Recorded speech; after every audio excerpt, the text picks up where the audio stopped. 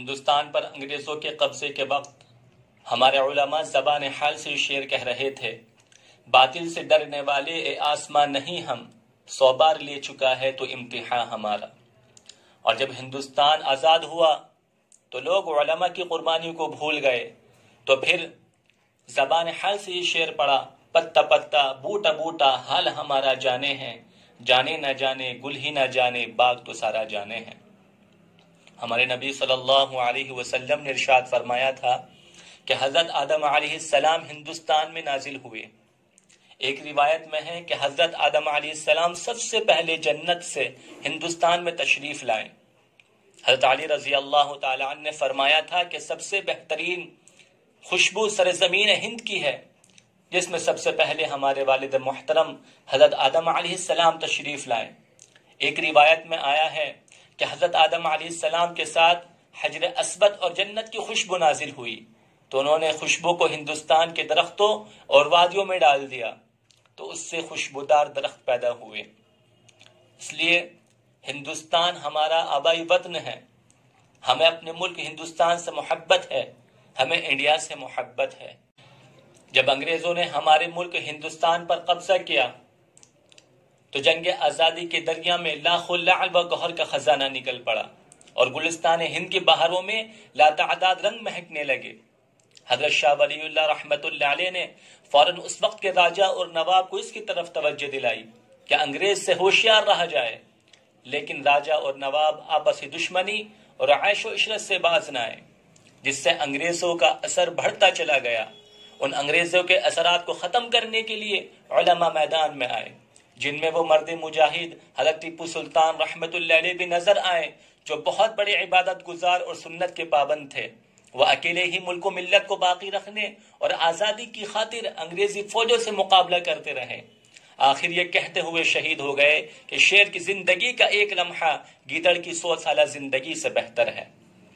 ان میں وہ مرد مجاہد حضرت شاہ عبد العزیز رحمت اللہ علیہ بھی نظر آئے، جنہوں نے انگریز کے خلاف فتویٰ جاری جہاد کا فتویٰ دیا اور فرمایا کہ اپنے ملک سے محبت کرنے والے ہر شخص پر فرض ہے کہ انگریز کو ہندوستان سے نکالے بغیر اپنی زندگی کو حرام سمجھے۔ سارے جہاں سے اچھا ہندوستاں ہمارا، ہم بلبلیں ہیں اس کی یہ گلستاں ہمارا۔ حضرت شاہ عبد العزیز رحمت اللہ علیہ کے فتوے کے اثرات علماء کرام پر بہت گہرے پڑے۔ حضرت سید احمد شہید رحمت اللہ علیہ کی رہنمائی میں حضرت شاہ اسماعیل شہید رحمت اللہ علیہ اور حضرت مولانا عبد الحی رحمت اللہ علیہ کے مشورے سے 50 افراد کی ایک جماعت تیار کی گئی۔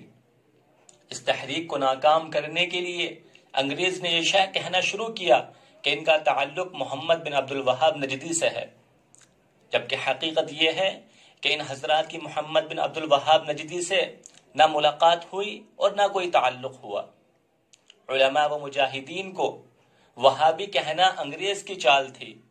بہرحال ان حضرات نے پورے ملک ہندوستان کا دورہ کیا اور لوگوں میں انگریز سے لڑنے کا شوق پیدا کیا، جس سے پورے ملک میں آزادی کے گیت گائے جانے لگے۔